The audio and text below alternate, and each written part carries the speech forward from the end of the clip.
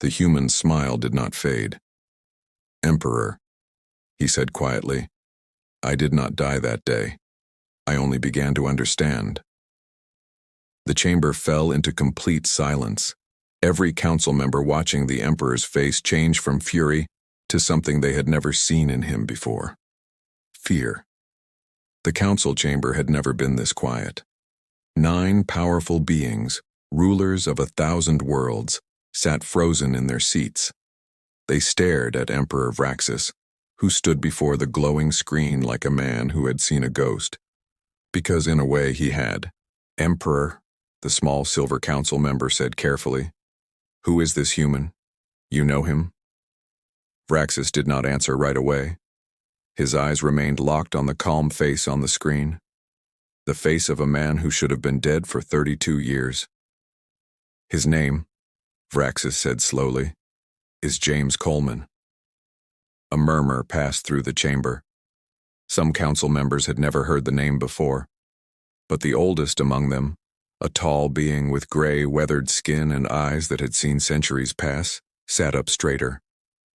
"Coleman," the old being whispered. "I remember that name." This was General Draxos, the oldest member of the council.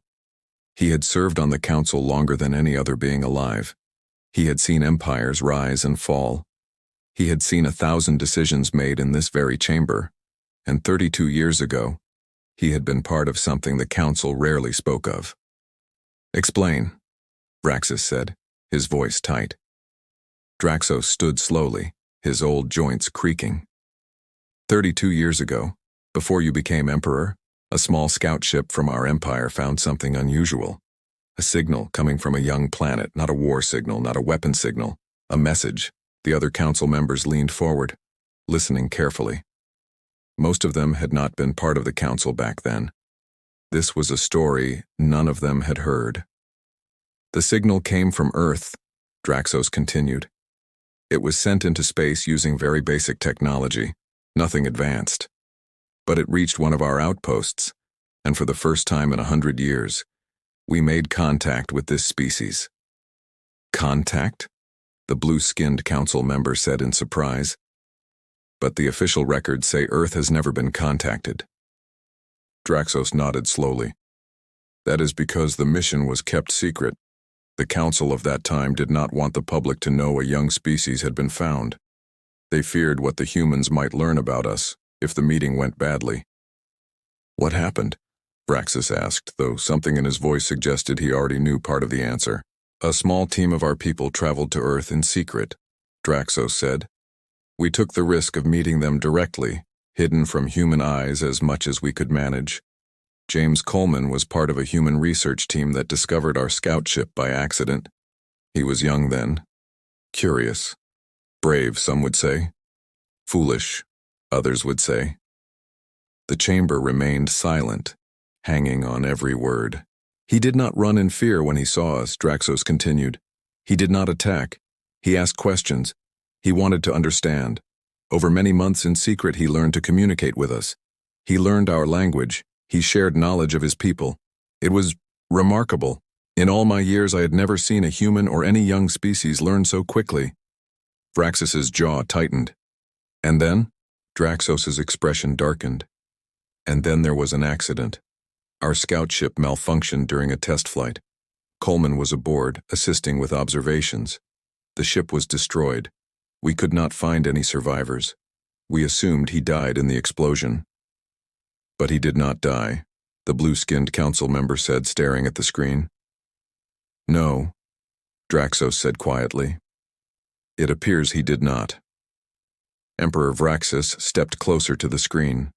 His voice when he spoke was different now, less certain, less commanding. "You should be dead," Vraxis said to the face on the screen. James Coleman's expression remained calm, though something like sadness passed briefly through his eyes. "I nearly was," Coleman said. "The ship was destroyed, yes, but I survived. Your people's technology saved me, even in its final moments. I was found, badly injured, days later. But by then everyone believed the entire crew had died. No one came looking for a survivor." "Why did you not return to your own people?" Vraxis asked. Why did you not tell them what you had learned? I tried, Coleman said. For the first year I tried everything, but no one believed me. No government, no scientist, no leader wanted to hear that aliens were real, that I had spoken with them, that I had learned their language. They thought I had lost my mind from the accident. Eventually, I stopped trying to convince them. So, you disappeared, Draxos said. I did, Coleman admitted. I changed my name. I built a quiet life. But I never stopped thinking about what I had learned. I never stopped watching the sky, waiting, wondering if your people would return. Vraxus's eyes narrowed. And now you are here, on our screens, in our systems. How? For the first time, Coleman's calm expression shifted slightly. Something like determination entered his eyes. Because I never stopped preparing, he said. For 32 years, Emperor, I studied everything I learned from your people. Your technology, your systems, your language, your codes, your networks. I built tools. I built pathways. I created a way to reach you. If the day ever came that Earth needed a voice loud enough to be heard, you planned this, Vraxus said slowly. For 32 years you planned for this exact moment. I hoped I would never need to use it, Coleman said. I hoped your people would never look at my planet and see only a threat to be erased.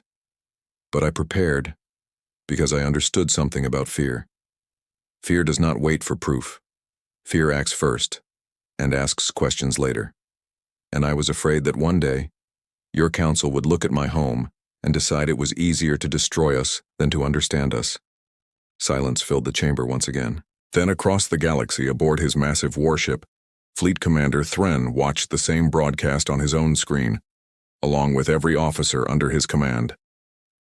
Commander, a young officer said quietly, staring at the screen. Is this true? Did we really make contact with humans 30 years ago? Thren did not answer immediately. He had heard rumors, old stories passed down among senior officers, about a secret mission long ago that had gone wrong. He had never believed them fully. Now, watching the calm human face speaking directly to the Emperor himself, he was no longer sure what to believe. Hold position, Thren finally said. No one fires until the Emperor gives a new order. Back in the council chamber, the small silver council member spoke again, her voice thoughtful. Emperor, if what General Draxos says is true, then this human has spent half his life preparing to reach us. That is not the mind of a savage species driven only by aggression.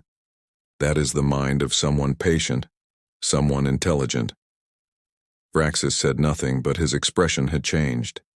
The absolute certainty he had carried into this meeting was beginning to crack. You said your people fear what we might become, Coleman said, looking directly at Vraxus through the screen. You said in 200 years we might rival you. In 300 years we might surpass you. Ask yourself, Emperor, is that truly a reason to destroy an entire species? Or is it simply the reason you tell yourself because the real reason is harder to admit? And what is the real reason, according to you? Vraxus demanded. Coleman's eyes did not waver. Fear of losing control. Not fear of danger. Fear of no longer being the strongest.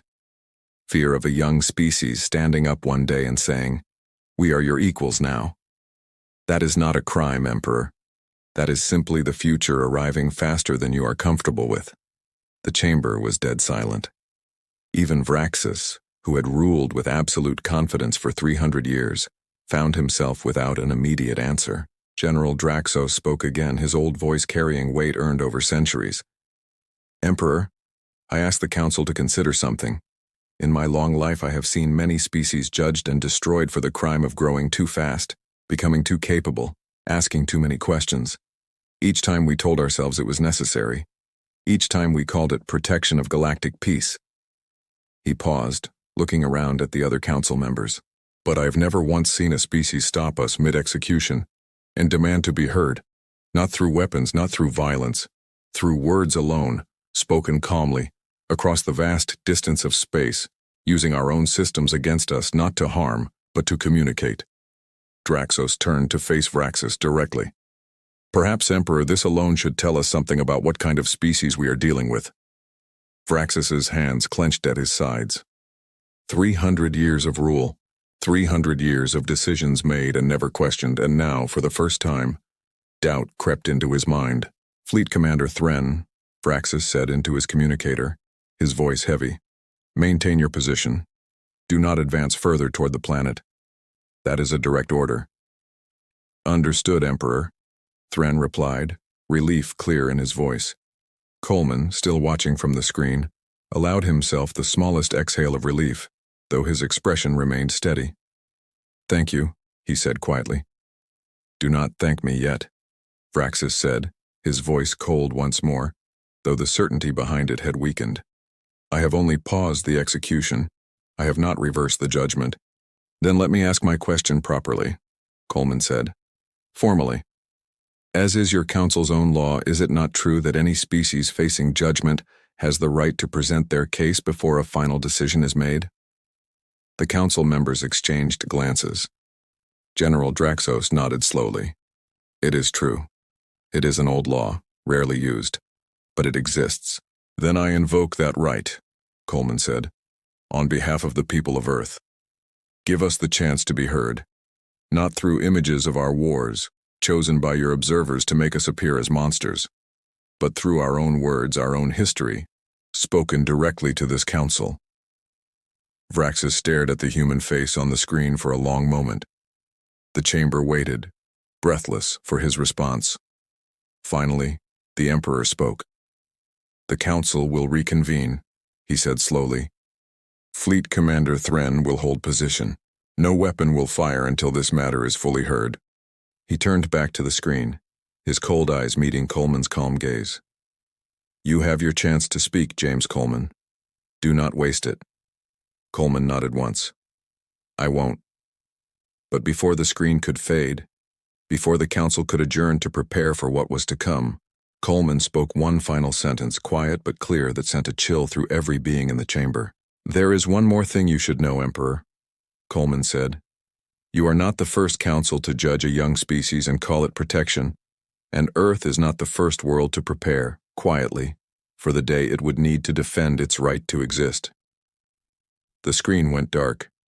Emperor Vraxis stood motionless, staring at the now empty display, his mind racing with questions he had never expected to ask. The screen stayed dark for almost a full minute after James Coleman's final words faded away. No one in the council chamber spoke. No one moved. Earth is not the first world to prepare, quietly, for the day it would need to defend its right to exist. Emperor Vraxis repeated the words in his mind, again and again, trying to understand what they meant. Finally, General Draxos broke the silence. Emperor, what did he mean by that? Not the first council to judge a young species? Vraxis turned slowly, his face unreadable. I do not know, but I intend to find out. He raised his hand and gave a command. Reopen the channel. Bring the human back. A moment later, the screen flickered back to life. James Coleman's calm face appeared once more, exactly as before, as if he had never left.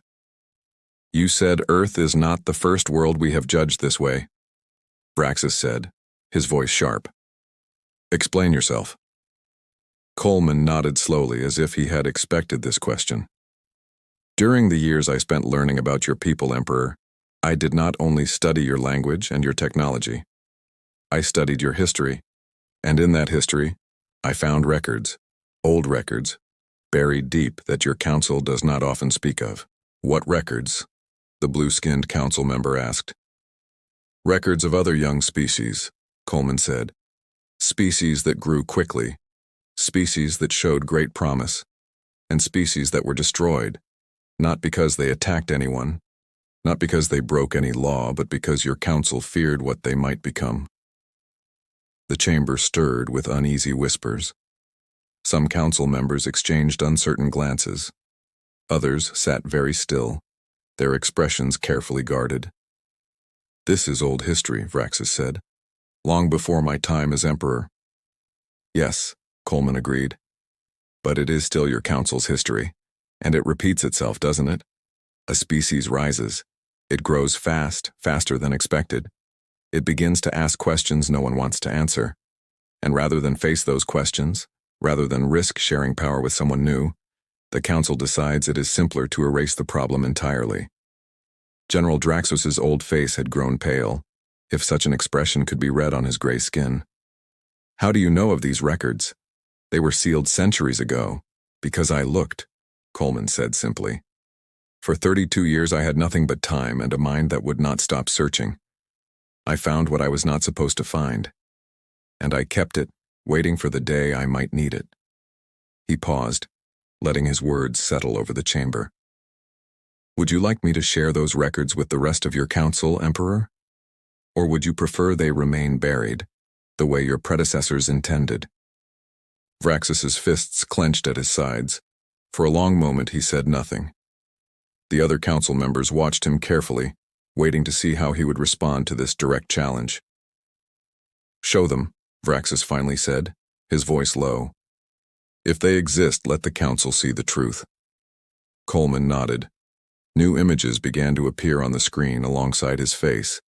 Old images, faded with age, showing distant planets, alien cities, strange and beautiful worlds that none of the younger council members had ever heard of.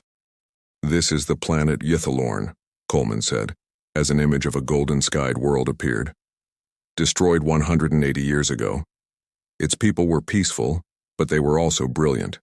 Within only 50 years they developed technology it took your empire 500 years to build. Your council called it a threat to galactic balance. They were erased in a single night, without warning." Another image appeared. A world of deep blue oceans and floating cities. "This is the planet's center. Destroyed 120 years ago. Its people had never fought a war among themselves in over 1,000 years. But they began asking why the Council held so much power over so many worlds. Within a decade, they too were gone." The council chamber had grown deathly silent. Some members stared at the images in horror. Others looked away, as if they already knew this history, and had simply chosen never to speak of it. "How many more?" General Draxos asked quietly. 7, Coleman said. 7 worlds in the last 200 years. 7 species destroyed not because they threatened your empire with weapons, but because they threatened it with potential. Draxus's jaw was tight, his eyes hard. "You cannot know our reasons for those decisions. You were not there. You do not understand the dangers we faced." "Perhaps not," Coleman admitted. "But I understand fear, Emperor. And what I see in these records is not careful judgment. It is fear, dressed up as law, used again and again to protect the power of those who already hold it." "That is a serious accusation," the small silver council member said. "It is," Coleman agreed. "But is it wrong?" No one answered. Coleman continued, his voice steady but firm. "Ask yourselves this. In 200 years of these decisions, has the Council ever once been wrong? Has a destroyed species ever later been proven to be a true threat, with evidence, not assumption? Or has the Council simply decided, again and again, that it is safer to destroy potential than to risk sharing the galaxy with it?" Vraxus said nothing. The silence in the chamber was its own kind of answer. "You accuse Earth of growing too fast," Coleman said. "You are right, we do grow fast. We learn quickly. We adapt to challenges faster than almost any species you have observed. But growth is not a crime, Emperor. Growth is what every living thing does, if it is given the chance." He paused, letting the weight of his words settle. "You didn't come here to judge us for what we've done," Coleman said, his voice quiet but absolutely certain. "You came here to stop us before we surpass you." The words hung in the air of the chamber like a physical thing. Every council member felt the truth in them, even those unwilling to admit it. Vraxus's expression darkened, but for the first time, there was something else beneath the anger. Something that looked almost like recognition, like a truth he had never allowed himself to speak, finally being spoken aloud by someone else. "You go too far," Vraxus said, though his voice lacked its earlier certainty. "Do I?" Coleman asked. "Then prove me wrong, Emperor. Show me one record, just one, where the council destroyed a species based on real evidence of danger, rather than fear of potential. I will wait. The chamber remained silent. No records were shown, no evidence was offered. General Draxos rose slowly from his seat, his old body moving with careful dignity. Emperor, I have served this council for over 400 years. I have watched many decisions made in this chamber, and I confess, there have been nights I lay awake, wondering if we were truly protecting the galaxy or simply protecting ourselves. He turned to face the other council members. This human has done something no species has ever done before. He has shown us our own history, reflected back at us without violence, without threat, only truth. Perhaps it is time we listened. The blue-skinned council member nodded slowly. I agree. If even a fraction of what he says is true, then we owe this species more than a silent execution. We owe them a real judgment, a fair one. Other council members began to murmur their agreement. Even those who remained uncertain could not deny the weight of the evidence they had just seen. Fraxus stood at the center of the chamber, surrounded by voices that had once followed him without question, now beginning to question the very foundation of his authority. Careful, Fraxus said, his voice low, almost a warning. You speak as though I alone hold this power. Remember, the vote to destroy Earth was unanimous. Every council member here raised their hand in agreement. The chamber fell silent again, the truth of his words settling uncomfortably over the room. It was true. No one could claim innocence. Every one of them had voted for Earth's destruction, based on fear rather than evidence. Coleman, watching from the screen, spoke again, his voice softer now, less accusing. I am not here to shame you, he said. I am here to ask you to choose differently this one time. To break the pattern that has repeated itself for 200 years. Not because you owe humanity mercy, but because you owe yourselves the truth of who you truly are, and who you wish to become. Fraxus looked at the screen for a long moment. His cold expression finally softened, just slightly, into something more thoughtful. You speak as though this decision is simple, Fraxus said, as though sparing your planet costs nothing. But if word spreads that the Council spared a species after being challenged this way, other young worlds will see it as weakness. They will believe our judgments can be questioned, delayed, even reversed. Perhaps that is not weakness, Coleman said. Perhaps that is what fairness looks like. General Draxos spoke again, his voice carrying the weight of centuries. Emperor, perhaps it is time the Council was questioned. Perhaps our judgments have needed challenging for a very long time, and no one has been brave enough, or patient enough, or clever enough to make us listen. Until now. Fraxus's gaze moved from Draxos to the other council members, and finally back to the screen, to the calm, steady face of James Coleman, a man who had waited 32 years for this single moment. What do you propose then? Fraxus asked quietly. That we simply cancel the execution? Erase 200 years of policy because one human found old records and learned to speak our language? No, Coleman said. I propose something simpler. Ask the question you should have asked from the very beginning. And what question is that? Fraxus asked. Coleman's eyes, steady and unblinking, held the Emperor's gaze through the vast distance of space. Not what might humanity become, Coleman said, but what has humanity already shown you here today in this very chamber? Fraxus said nothing. He did not need to. Every being in the chamber understood the answer, even if none of them wished to speak it aloud. They had shown patience. They had shown intelligence. They had shown the discipline to wait 32 years, to prepare quietly, to strike not with weapons but with truth. They had shown restraint even now, holding back forces they clearly possessed, choosing words instead of war. Fleet Commander Thren, Fraxus said finally, his voice heavy with the weight of a decision not yet fully made. Continue to hold position. The Council will deliberate.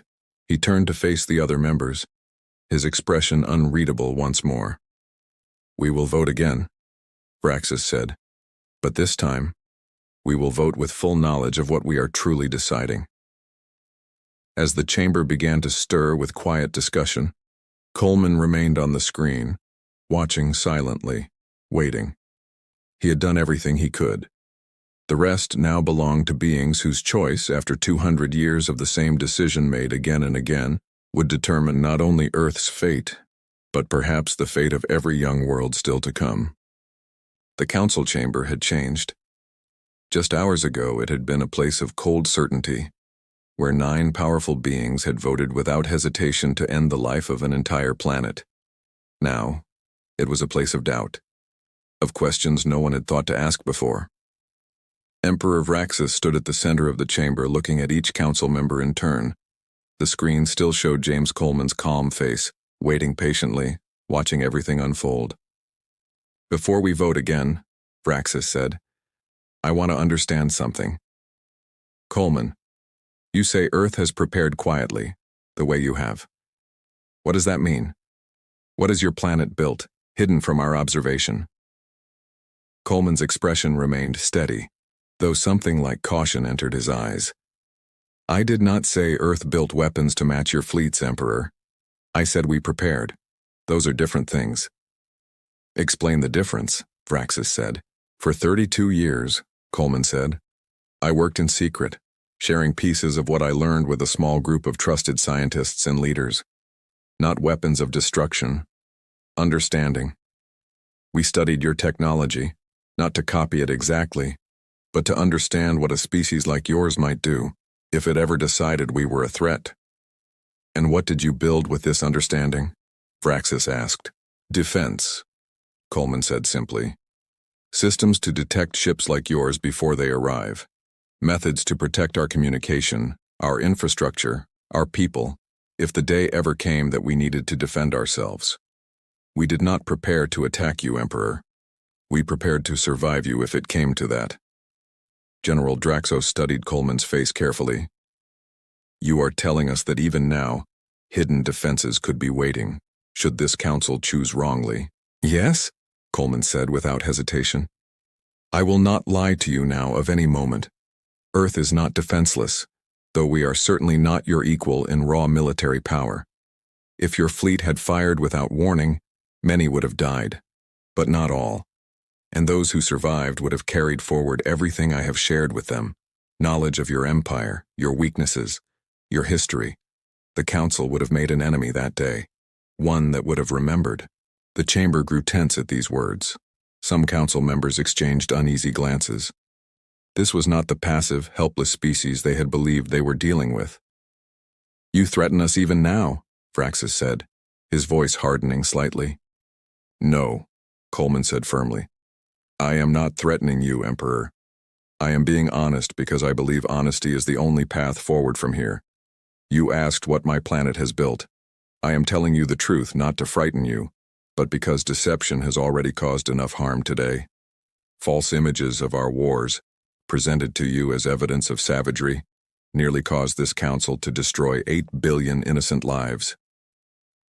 Vraxis was silent for a long moment, the weight of Coleman's words settling over him. "The images your observers showed you," Coleman continued, "were true in the smallest sense. Yes, we have fought wars. Yes, we have made terrible mistakes throughout our history. But you were shown only our worst moments, without context, without understanding, without any mention of what we have also built."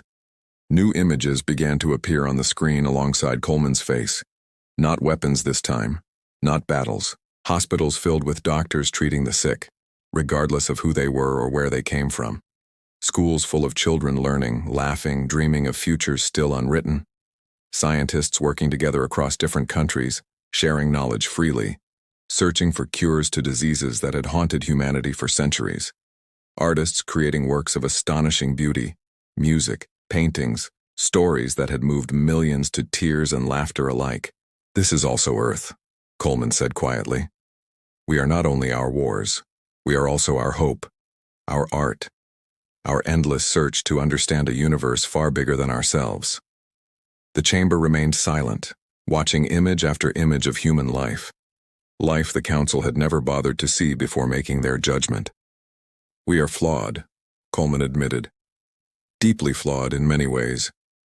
We fight among ourselves more than we should, We have caused great suffering, both to each other and to our own planet.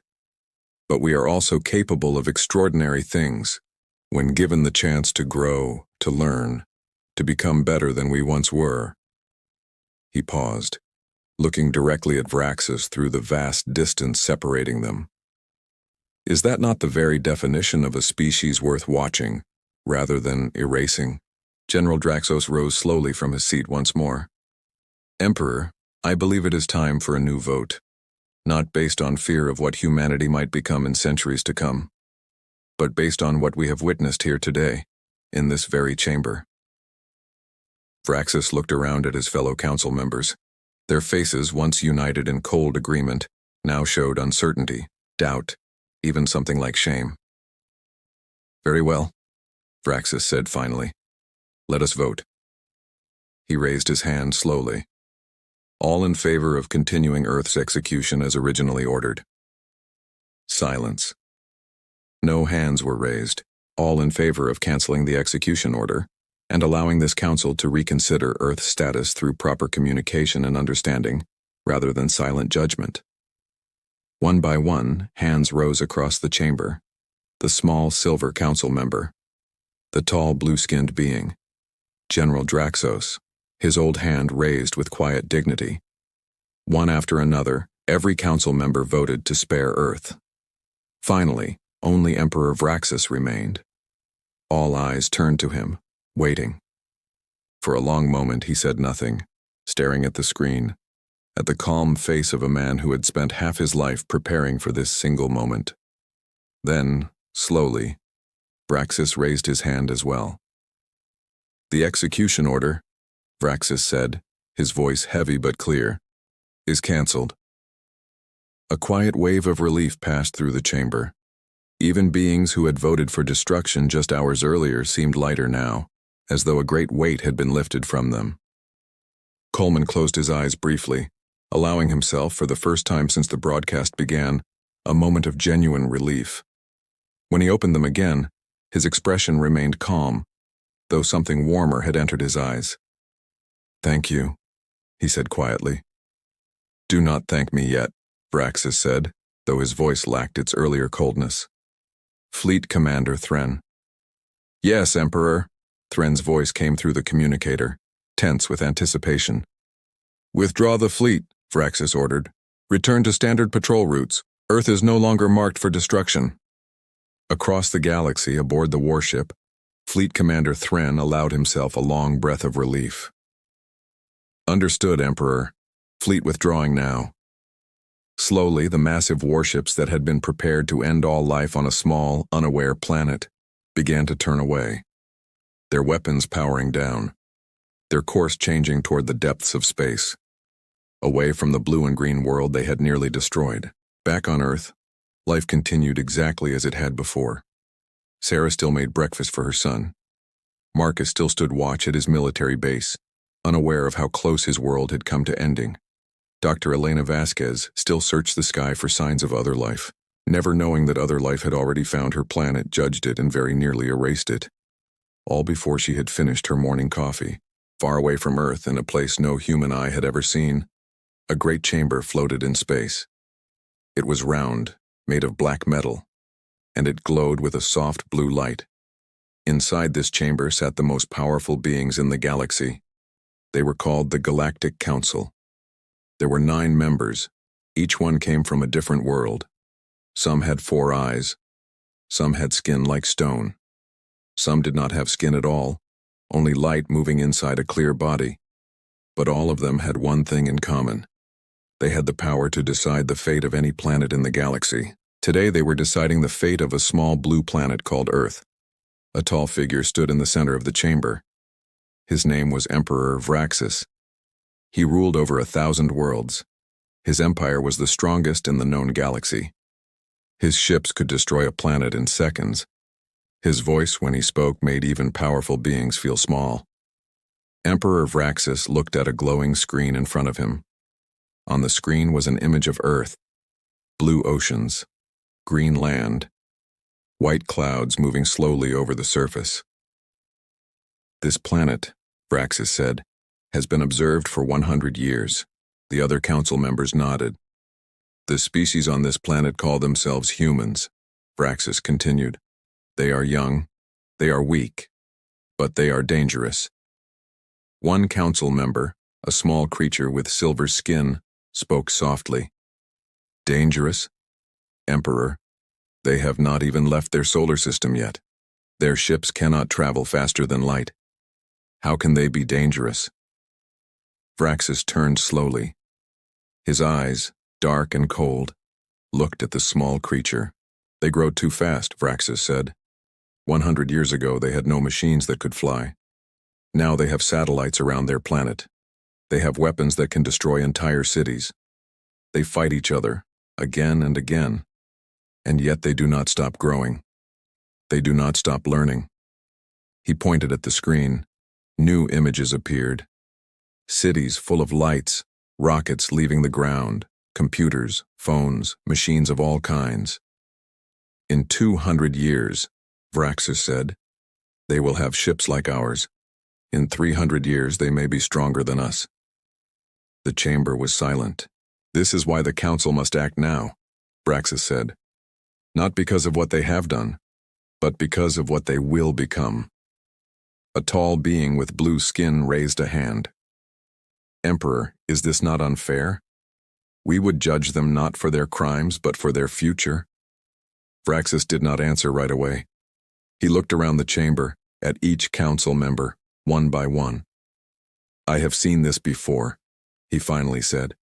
I have seen young species rise fast, grow proud, and become a danger to peace across 1,000 worlds. We stopped them before they could hurt others. We will stop this one too, he raised his hand. I call for a vote. Should Earth be destroyed? One by one, the council members raised their hands. Some slowly, some without hesitation. 9 hands, 9 votes, all in favor. The decision was made. Earth would be destroyed. Far away, on the 3rd planet from a small yellow star, life continued as it always did. In a small house in a quiet town, a woman named Sarah was making breakfast. Her son, a boy of 7, sat at the table, eating cereal and watching cartoons. Mom, the boy said, can we go to the park today? Maybe after lunch, Sarah answered, smiling. She had no idea that far above her in the dark of space, her planet had already been marked for death. In another part of the world, a soldier named Marcus stood on a military base. He looked up at the sky, at the stars beginning to fade as the sun rose. He had no idea that somewhere among those stars, a being called Emperor Vraxis had just signed an order to erase every person he had ever known. In a laboratory in another country, a scientist named Dr. Elena Vasquez studied data on her computer screen. She was searching the sky for signs of other life. She believed with all her heart that humans were not alone in the universe. She had no idea how right she was. And she had no idea how close that other life had come to ending her world. Life on Earth continued simple and unaware, while far above, machines of war began to move. Back in the council chamber, Emperor Vraxis gave the order. Send the fleet, he said. Destroy the planet quietly. No warning. No message. It will be over before they understand what is happening. A council member, the small silver creature, spoke again. Emperor, is this truly necessary? A message at least. A chance for them to explain themselves? Vraxis shook his head. A message gives them time. Time to prepare. Time to resist. We will not give them that chance. Silence is mercy. They will not suffer long. The council member said nothing more. The vote had already passed. The decision was final. Vraxis turned to a large screen showing star systems and battle fleets. He selected a group of ships, 100 warships, more than enough to destroy a planet with no defenses like Earth. Send Fleet Commander Thren, Vraxis ordered. Tell him to prepare the weapons. Somewhere far across the galaxy on the bridge of a massive warship, Fleet Commander Thren received the order. He was a tall being, gray-skinned, with sharp eyes that had seen many battles.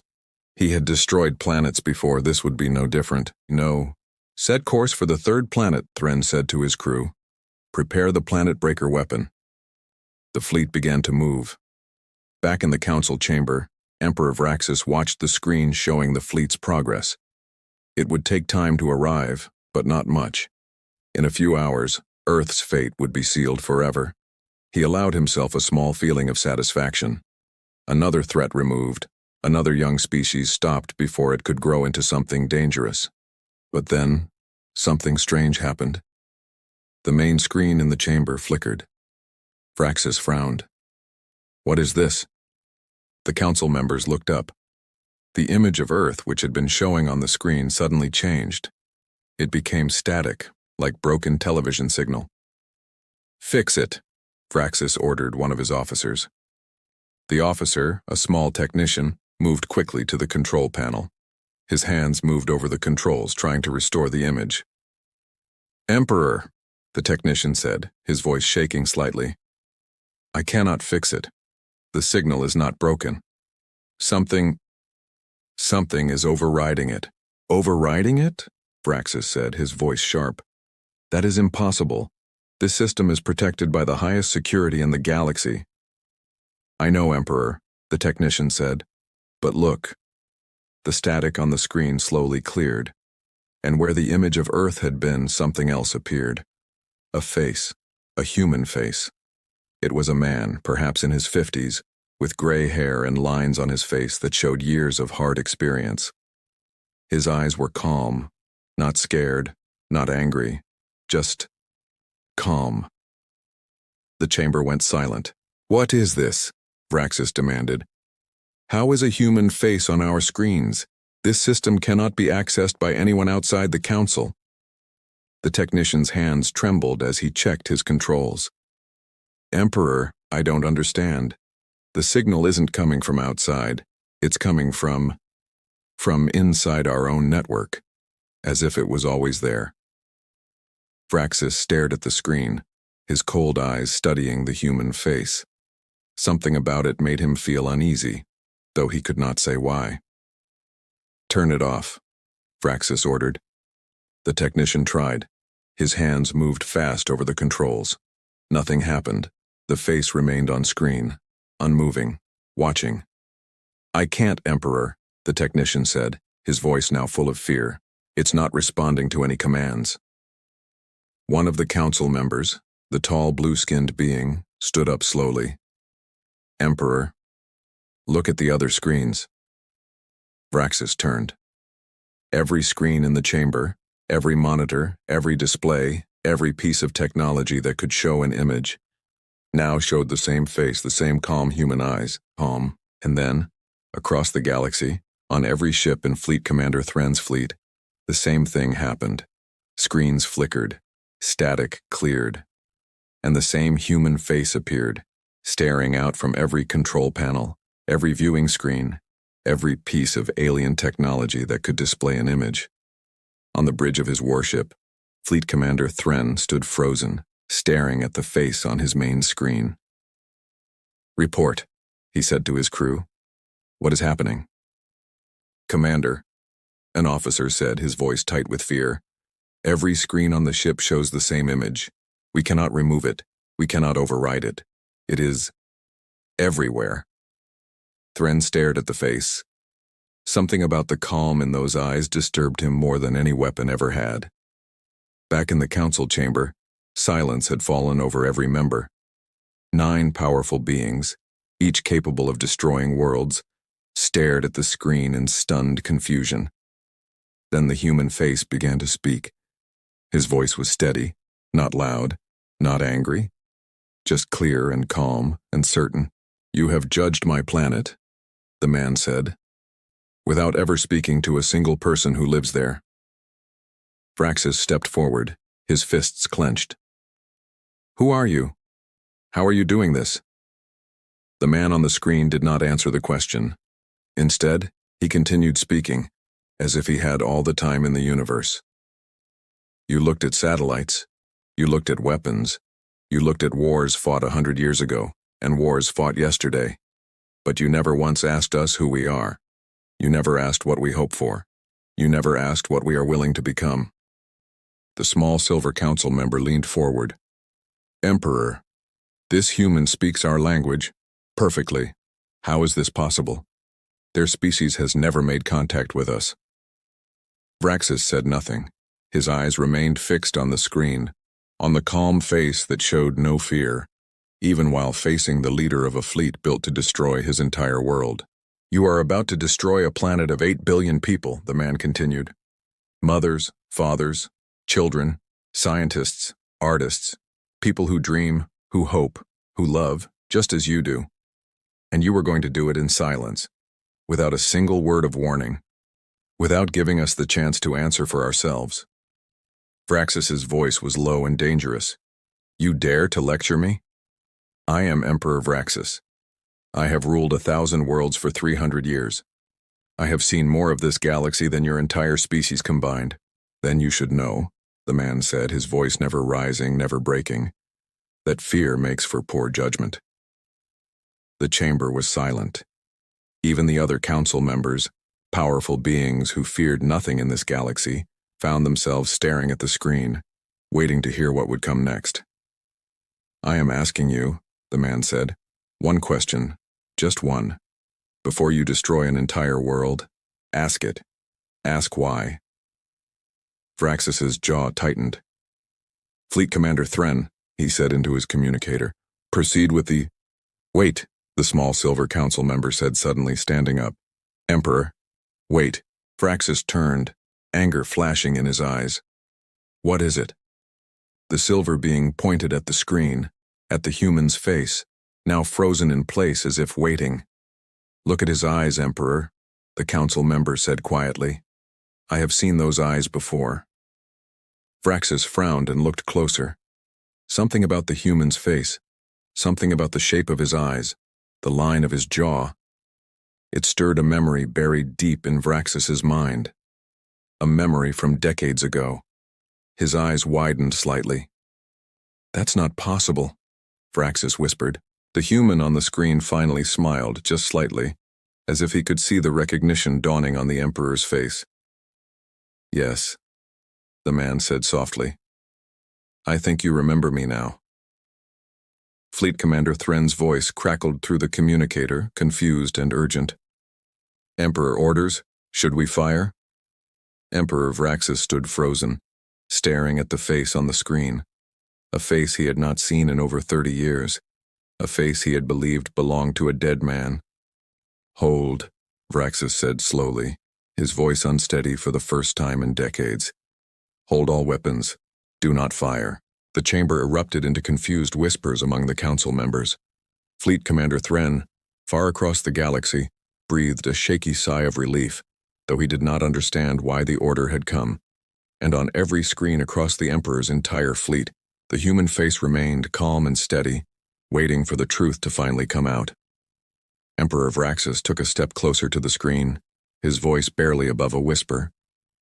It cannot be you, he said. You died. 32 years ago. I watched the report myself. None of them would ever know how close they had come to losing everything. None of them would ever know the name James Coleman, or the sacrifice of 32 years spent in secret, preparing for a single conversation that would decide the fate of their entire species. But in the council chamber, far across the galaxy, the conversation was not yet finished. What happens now? The blue-skinned council member asked. Do we make contact with Earth officially? Do we reveal ourselves? Vraxis considered this carefully. Not yet, he said. Coleman, what would you suggest? Coleman thought for a long moment before answering. Not yet, he agreed. My people are not ready for open contact, not immediately. It would cause fear, panic, perhaps even conflict among our own nations, as they struggle to understand what your arrival means. Give us time, years, perhaps decades, to prepare properly, to grow into a species ready to stand among you as equals, not as frightened children suddenly thrust into a much larger universe. And you? General Draxos asked. What will you do now, James Coleman? Coleman's expression softened slightly, the first true smile appearing on his face since the broadcast began. I will return home, he said, quietly, as I have lived for 32 years. I will watch my planet continue to grow, to learn, to make the same mistakes and beautiful discoveries all young species make. And I will wait patiently for the day my people are ready to meet yours properly, openly, without fear on either side. Vraxis studied the human's face for a long moment. Something like respect, cautious and unfamiliar, settling into his cold eyes. You are a remarkable being, James Coleman, Vraxis said finally. For a member of such a young, chaotic species. Thank you, Emperor, Coleman said. Though I would remind you respectfully that every species you have ever known was young once, even yours. Vraxis said nothing for a moment, before allowing the faintest hint of something like a smile to cross his own alien features. Perhaps, he admitted, we have forgotten that too easily. The council began to disperse, each member returning to their own duties, carrying with them the weight of what they had witnessed. General Draxos remained a moment longer, watching Coleman's face on the screen. You have changed something today, Draxos said quietly. Not just for Earth. For every young species this council may judge in the future. Word will spread quietly at first of what happened here. I hope so, Coleman said. I hope Earth is the last world your council destroys out of fear, rather than true judgment. As do I, Draxos said, before turning and leaving the chamber, his old footsteps echoing softly against the black metal floor. Finally, only Emperor Vraxis remained, standing before the screen, staring at the man who had, in a single day, changed the course of his empire's history. I will be watching your planet, James Coleman, Vraxis said. Not with weapons prepared to destroy, but with curiosity and perhaps cautious hope. That is all I ever wanted, Emperor, Coleman said, a chance to be seen clearly before being judged. Vraxis nodded once, a gesture of respect he had rarely offered to anyone, let alone a being from a species he had nearly erased hours before. Farewell, James Coleman, Vraxis said. Perhaps one day we will speak again under better circumstances. I look forward to it, Coleman said, offering a final, genuine smile. The screen went dark, the connection ending peacefully this time, rather than in silence born of fear. Emperor Vraxis stood alone in the chamber, staring at the empty screen for a long while, thinking about everything that had happened, about fear and power and the terrible mistakes made by those who held both without wisdom to guide them. Far below, on a small blue planet spinning quietly through space, humanity continued its day, unaware of how close they had come to ending, and unaware of the quiet, patient man who had spent 32 years ensuring they never would. Somewhere in a small house, in a quiet town, Sarah tucked her son into bed that night, kissing his forehead gently. "Good night, sweetheart," she whispered. Above them, through the bedroom window, stars shone bright and endless across the night sky. Stars that held secrets, dangers, and now, perhaps, a little more hope than they had held the day before. And far across the galaxy, Emperor Vraxis looked out at those same stars, wondering for the first time in 300 years if perhaps the greatest strength of any species was not found in weapons or power, but in the simple, unbreakable will to survive, to grow, and to be understood.